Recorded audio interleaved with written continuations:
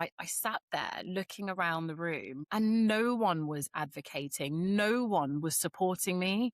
So it felt like all the times I was continuously saying, stop, can we move on? It just didn't have a wide enough effect. And so when you are in those positions, you feel really isolated. That was me already kind of petering past professionalism anyway, because of the way I was saying things. And there were some moments where there were no choice words, and that was fine. But people again just didn't react and respond to it. So I was like, wow, like I'm going up, I'm mirroring the right level of intensity and righteous anger to the insult, the injury, the injustice here. But no one was seeing that was a moment that someone needed support. And there were men in the room, there were women in the room, there was so many different diversities. And so I just wish that would have changed. And I think because there was so much inability to act in supporting me in those moments, it made me feel very insular and isolated. And I couldn't go from there to giving so much more of myself to say, get out, leave.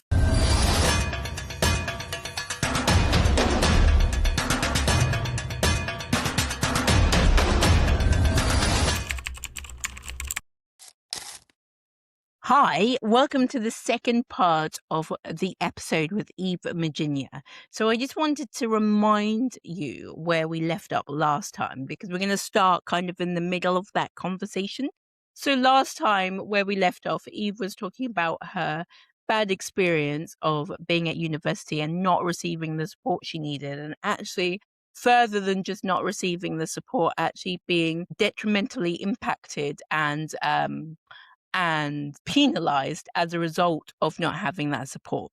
So that is exactly where we're going to pick up on today's episode. If you want to listen to part 1 in full, pause this episode where you are, and then go and listen or watch that one, and then come back and continue this episode. This episode is about 32 minutes long, I think. So I really, really hope you enjoy. Speak to you soon. So talking about kind of, you touched upon kind of that's the advice you would give to the university. So if that was in place, what kind of support would you have wanted in order to take that forward and advocate for yourself? Such a good question, because I think this is where a lot of people can find like asking for help quite tricky. I would ask for formalized complaint process to be put in place. I would want something put in writing to ensure that they've taken the necessary next steps in communicating what my experience was, why it was abhorrent, and what processes can now be put in place, considering this is the first time they have possibly come across something like this happening. How can we now put those processes in place would have been the action points I would have liked to see from the university, not just alleviating themselves. What should we do next? I think the university should have gone straight to the NHS, looked at those systems and figured out how they can put a process in place following an educator threatening a student. Yeah. The reason I asked you the question was twofold. One, because I'm sure there'll be people listening to this episode thinking, well, I don't know how it could have done differently. And I think it's important to articulate that, that is not the experience that any student or anybody working in any situation should expect to be exposed to. There is learning for people in organizations and in EDI spaces to upskill the kind of the student support. I can't remember what your supervisor was called, but upskill supervisors to know signs of when somebody needs support and how to offer that support. Yeah, absolutely. And the very lucky thing is that the fact that I just had a really lovely supervisor who also was an OT, she did help me through those times. because she had all of those skills anyway. So she was able to ask the right questions, to get the right information, to understand how I was feeling so that I can name those things. And that helped me to process and to understand what was happening at the time. And actually, that's when I went on to find some there's like a department at the university that helps to support students when they're going through any emotional or psychological experience that's detrimental to their health and whilst they're studying. So I was able to kind of go away and apply for this department so that I can have 6 sessions of therapy to just help me to decompress and to understand like all of the feelings that came up to the surface from such a horrible experience. It's brilliant. And you're right. I wasn't actually referring to your supervisor. I was referring to the person in the placement that was meant to be your support. Person that did actually discriminate against you. I can't remember what their role was called. Yes, placement educator. That's the one, the placement educator. So the other side of that I think is really important to touch on is the importance of self advocacy for another as well. So as you articulated, your supervisors gave you the tools in order to advocate for yourself by helping you to really consider what it was that you wanted and how you wanted to be supported, and maybe perhaps signposted you onto that student support as well. Are there any other advocacy elements that you wish had been available to you? Absolutely. Student voices. Mm-hmm. That would have been a great point of contact for me to have during that time, because you get caught up in the doing in the placement that you forget that there's all these other services that can be supporting you. And actually, I wish there was more signposting that happened so that I could go and seek student representation to just help me to articulate myself in the best way. Because actually, it could have been worse. I could have had a supervisor in the university that didn't see my situation as empathetically as a supervisor that I did. And maybe they would have completely dismissed what happened to me and would have advocated for me to go back to the placement. Absolutely. And to get on with it. So having a student representative and someone completely removed from both supervision roles, supervisory roles, both at uni and at the NHS and placement would have been very beneficial for me to have so that I can have impartial advice and reconciliation devoid of the people that are in positions of power that are overlooking what I'm doing on my course and my grades. So that definitely would have been another route that I would have taken. Because I'm just thinking for many, it would be really hard not to think, well, I can't be open and honest with the people that have the power to grade me because they might grade me as a result of what I tell them. So I'll tell them that everything is good because I want to get a good grade. So having that impartial voice is so important to enable that non-biased judgment, but also to enable students to really trust in that process. Yeah, exactly. Yeah, completely. So let's continue to talk about advocacy and self-advocacy, because I know that you and I, Eve, we've talked about this a lot, that it's a really important kind of crux, but it's not actually as easy as it sounds and as simple as it sounds for all the time for people, is it? It's not, no, it's taken me this entire journey that I've spoken to you about today to really get to a position where I have language around it, where I can identify these situations in real time, because I think prior to this one chunk of my life, things used to happen and then I'd have to process it much later because I'll just continue to be living. But now, because I've been able to kind of reflect on so many different situations that has happened in my life, I feel like when those things happen in real time, I'm able to recognize it and I'm able to become more aware of how it feels like in my body and the areas of tension that's, causing stress or postural differences or migraines or tiredness and fatigue. And they all manifest in some different way. But that's something I feel like I am a bit more able to kind of recognize just within myself now. And I then try to act very differently to how I would have done before. Do you think that you kind of looping that back to kind of what we talked about therapy, does that come from kind of the work that you've done on understanding yourself? Yeah, absolutely. Absolutely. I think if I hadn't given myself the real opportunity to step outside of my environment initially, I would have never learned just how much I was masking. And that was the first kind of like, there was a crack in the door. And then I started to understand that I was very different from how I perceived myself. And yeah, having therapy to help me to kind of move so much far forward was just like the blessing that I could have never ever expected to have happened. And I do feel like all of these things became a knock-on effect to just make me who I am today. Mm.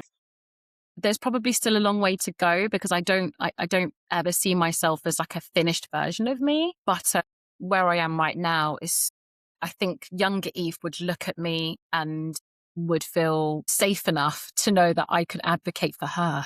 Oh, that's really nice. Yeah. I agree. I think that just like inclusion, therapy is a journey. It's not a destination. You don't finish understanding yourself because we change all the time. We're people. We have different Yes. experiences, and we change and we see things through different um, lenses all the time. So there's never an end to it. But I think the more we do it, the more we become comfortable and used to accepting new ways of thinking, really. So it becomes easier over time. Yeah, absolutely. And I do feel like the more you work on yourself, the more you work on the tensions and the challenges and the things that are quite difficult within the body, Mhm. is the more that you become aware of who you are and what's really happening. Because then you're able to kind of like feed yourself, and Yeah. you need warmth, if you need deep pressure, if you need lots of crunchy, lovely snacks. That's what I give myself every evening. From your perspective, with self advocacy or advocating for others, for anything more than what we've already described, what is it that gives you the confidence to be able to self advocate? Um, okay, so this is where like learning about my neurodivergence has really made me understand my mechanisms of activism. And I think I have a strong like aversion to injustice. I mean, that's definitely something I know. Mm. It makes my blood boil. It's like what happened with my teacher who was like, "You're never going to make something of yourself." I was like, injustice. And I rose to the occasion for myself. But I'm like that with other people too. And I think that's where my activism comes from.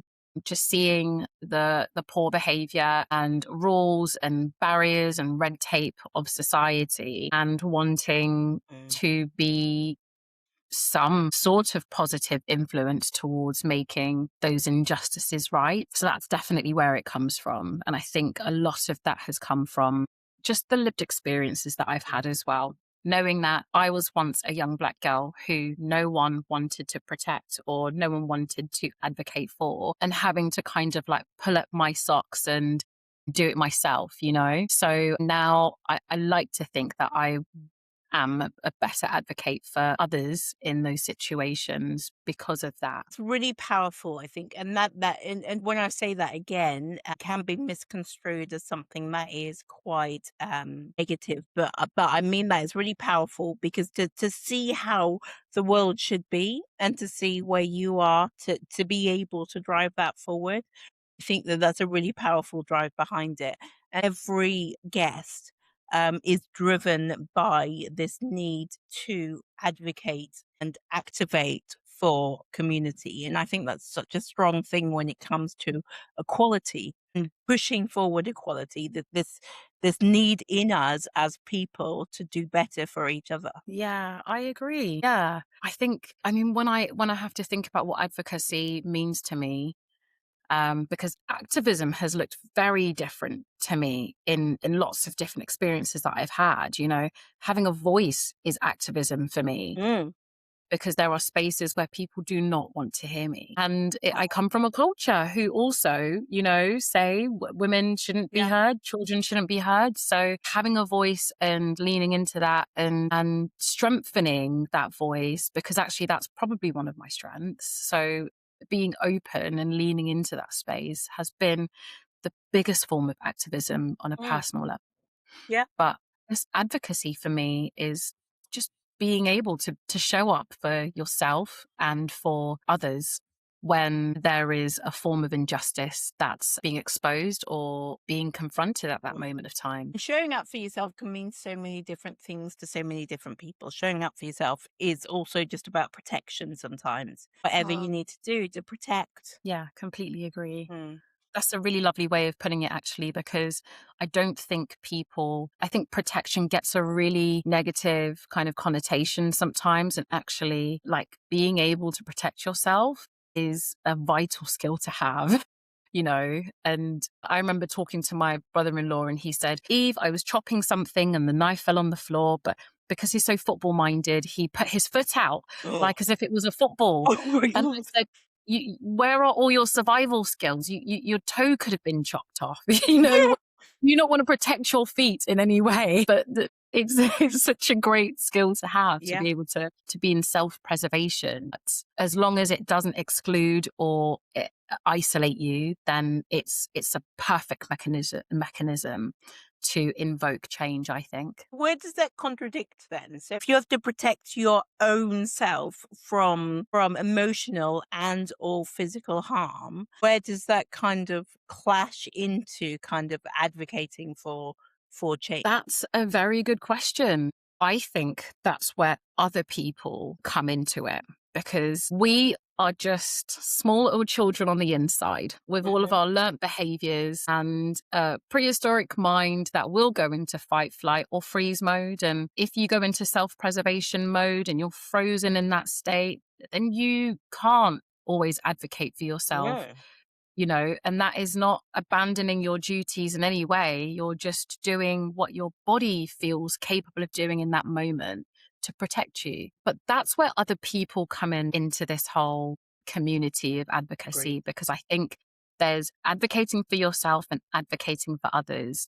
And that's a two-pronged approach. You have to be able to find different ways of doing that for others, and looking to your community as people that are an extension of the care that you have for yourself, instead of being isolated or separate from that community. We had a situation not so long ago where you weren't advocated for and I wasn't there. All I could think of, and I think I went into a bit of overdrive when you were telling me because I was so angry on your behalf, so mad that for a moment, I lost the ability to hear you and what you needed because I was so focused on if I was there, I would have done X, Y, and Z.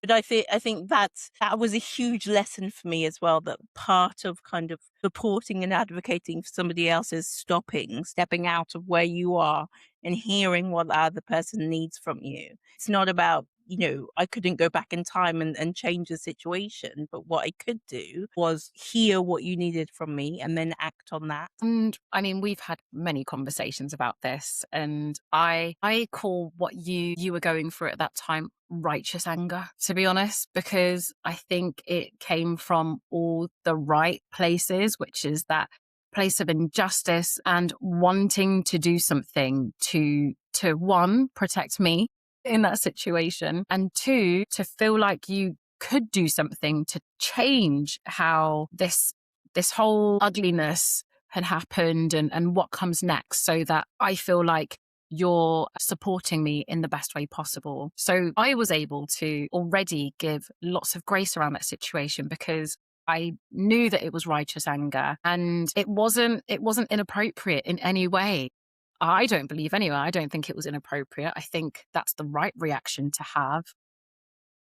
Oh, Righteous anger is such an appropriate reaction to have to injustice. And as we know, loads of movements happen mhm. for that very reason.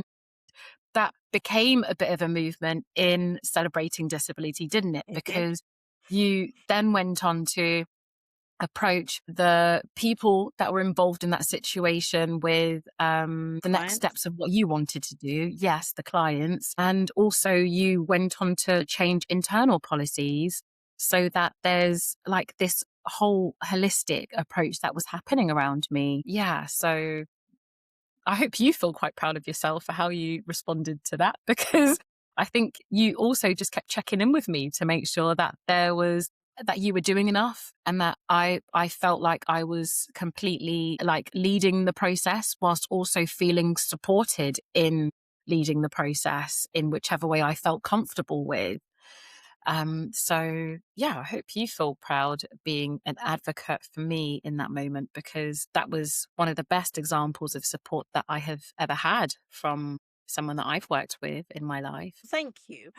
I think rather than using the word proud of myself, I would say that I'm glad. This is going to sound really weird, but I'm glad that it happened under my watch. Not that it happened at all. I'm not glad about that. But I'm glad it happened under my watch, because I wouldn't have wanted to hear about this story and then somebody not showing up for you as a result. Yeah. And I'm glad, it didn't happen. The response to it didn't happen in a vacuum. I got advice and I sought support as well. So the message to people listening is that we don't have to do this alone. If we experience these things for ourselves, we don't have to hold on to it on our own. And if we're the person that needs to show up and do something, we don't have to do that on our own. Can reach out to others and ask for support, research, and then think about how we can prevent these things. I mean, we can't prevent it from ever happening again, unfortunately, but what we can do is ensure we have the right processes to deal with it properly in a timely fashion. I was commissioned and contracted to do a workshop in Basingstoke. It was going to be across just one day. And I had a couple of participants that entered the hall where we were prepping a lot of the equipment and teas and biscuits and everything that comes with the lovely workshop we had put in place. So I was in full organizing mode, and one of the participants entered the hall. So I went over to them, and there was a racist remark that was just quite crude. And yeah, that was how I started my workshop day. I did have to funnel him out because we still needed to continue organizing the space. But I actually, at that point, I didn't really take much time out for myself. And as the day continued, there was more kind of like remarks and just statements he was making that was overly familiar, overly assumptive. And there was lots of conversations that were kind of triggered by this need to feel like he kind of like knew my culture and knew a lot about being like around a Black female. And it was so directed towards race all the time that I think I remember saying halfway through, can we stop talking about race? And he was also a kind of participant that would say some comments about like women and just always making quite like vulgar statements during the day. And I think it did make the room uncomfortable for a lot of people. People could see how uncomfortable I was, and the pressure it was putting on me to have to stay professional whilst having someone in the room that was continuously making all of these obscene remarks. And it was one of the most difficult days, because we spoke about it, and there were things that I probably needed in that day that we went on to later discuss with the clients. Including just more people advocating for me on the day, as well as me using my voice so that they can amplify what I was saying in those moments, instead of it happening and then the moment passing and then it happening again. So there were so many things that were put in place afterwards through all of those lovely conversations that we had with the clients, who actually expressed so much compassion and empathy. And that was just, having come from such an awkwardly, like it's such an experience that brings up some forms of embarrassment, some forms of like feeling awkward because I tried to stay professional. I really tried my best to stay professional during that entire day. And there were moments where I was losing sight of why I was being professional, but also maintaining professionalism because he was not the only person there. And it's really hard to know where you draw that line and the degrees of separation when you're being hired to do a role and you're actively still trying to engage and promote other people's experiences, but knowing that you're finding this whole entire situation really difficult to manage. So it brought up quite a lot of like new conversations with me. It was all safely done. Like I felt like I can articulate myself how I wanted to, and I didn't have to be like professional or anything like that because we're quite jovial and we have quite a nice rapport between us anyway. But equally, it meant that I could say the things that I wanted to say in the way that I wanted to say it so that I can be understood and so that you can convey what I'm saying if I didn't feel up to conveying myself in the way that I wanted to at that time as best as possible to reflect exactly the words I was saying at that time. I learned from that was the importance that I think I took for granted and assumed that you would know certain things about how I would expect you to react. Took that for granted. And one of my biggest learnings that really hit me when we were talking about it was I can't assume that somebody knows what I'm thinking, because as soon as you told me, oh, I didn't say anything because I was representing celebrating disability, I was just felt awful, because if it was me, I would be representing celebrating disability, but that man would not be standing still for very long at the same time, because for me, nothing's more important than personal dignity and safety and respect. But so if I was going to pass anything on to anyone listening as a result of my learning from that, it would be never assume that people know how you want them to react to a situation. Yeah, I love that because you're right. I think I sat in professionalism for far too long because it wasn't Uplift with her. It wasn't my own company where I can behave how I want to behave. And actually you said, no, I could have done all of that because it Absolutely. would have been righteous anger. It would have been completely appropriate to the proportion of injustice that happened that day. So like, right on, continue on as you are, because you can't diminish how you feel in those moments. It needs to go somewhere. And you joke about how how things would have gone, but I'm sure even in your form of righteous anger, it would have been at the right level and it would have been exactly what it needed to be so that person would have understood this is wrong. You are not allowed in this space anymore, and do not ever think that you will be allowed back in this space if you continue to act in this way. Yeah. We've spoken quite a lot about the fight, flight and freeze mode, and for me, I think I was so frozen in times because I sat there looking around the room and no one was advocating, no one was supporting me. So it felt like all the times I was continuously saying, stop, can we move on? It just didn't have a wide enough effect. And so when you are in those positions, you feel really isolated. That was me already kind of petering past professionalism anyway, because of the way I was saying things. And there were some moments where there were no choice words, and that was fine. But people, again, just didn't react and respond to it. So I was like, wow, like I'm going up, I'm mirroring the right level of intensity and righteous anger to the insult, the injury, the injustice here. But no one was seeing that was a moment that someone needed support. And there were men in the room, there were women in the room, there was so many different diversities. And so I just wish that would have changed. And I think because there was so much inability to act in supporting me in those moments, it made me feel very insular and isolated. And I couldn't go from there to giving so much more of myself to say, get out, leave, go away, because it also felt like people didn't see how inappropriate. 2 points I'd like to make. Firstly, it's very I am aware it's very easy for me to sit here and say, "I would have done this," but, I wasn't there. And actually, I know that I freeze sometimes when people say things to me.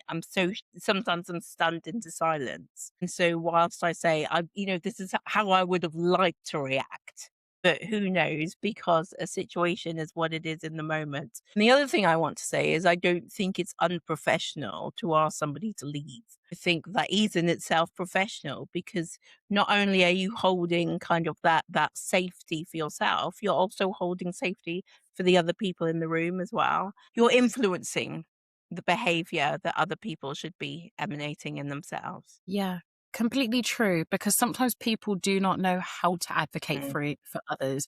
So there is my experience of how I felt in those moments. But also when I have to step outside of myself, I can also appreciate that it was a group of people that would have never have been exposed to that kind of a situation. Coming to the end of our episode today, is there anything else you would like people to know? We've talked quite vastly about a lot of topics. I think this session has been really helpful. Is there anything you'd like to leave people with? Yeah, absolutely. I think one of the things I really want to leave everyone with is just finding their own voice of advocacy, because for me, it really is about using your voice. And sometimes that's going to be a quiet voice, and sometimes that voice is going to be loud and bold and take up lots of space. But just to make sure that your needs and the needs of others are seen, heard, and respected, I think is probably the most important takeaway that I would like to leave our listeners with. Love that. I really love that. And I think that's relevant for individuals, but also leaders that might be listening in as well. I think sometimes when we talk about the responsibilities of leaders, we forget that leaders are humans too. And so for leaders to feel that safety and that support is really, really important, because otherwise, how can you lead? Yes. There's something I ask every guest is, who are your influencers? So I grew up reading the works of Carl Rogers, and a lot of his work is around humanism and person-centered care.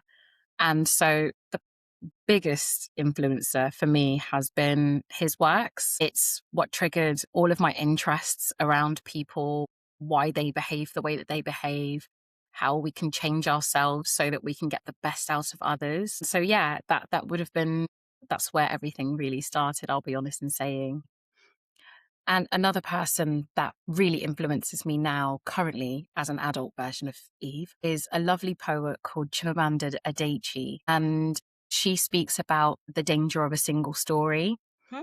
And it's just quite revealing and telling how my life has kind of also manifested down that way. Okay. But she's equally just such a beautiful example of what using your voice looks like in society, to advocate and to fight against injustice and to be an agent of change. It's amazing. I've never come across her, but I'm definitely going to be looking her up now. I have come across Carl Rogers. He was my first window into the world of therapy. So yeah, we'll put both of those people in the show notes so people can look them up and have a look.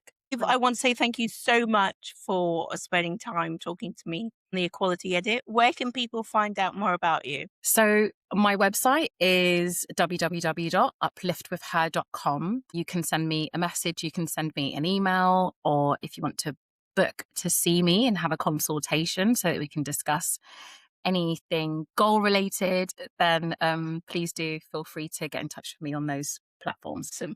Thank you, Steve. It's been lovely talking to you this afternoon. Thank you as well, Esi. I've loved it. I've always enjoy our chats anyway. So it's been nice kind of having this little corner of time for ourselves. But thank you so much for inviting me along. Oh, thank you. And thanks so much, everybody, for listening or watching along. As my favorite content creator, and O'Neill, always says, don't forget to like and subscribe. And I'll read if you put something in the comments, and I will see you next time. Thanks, everyone. Bye.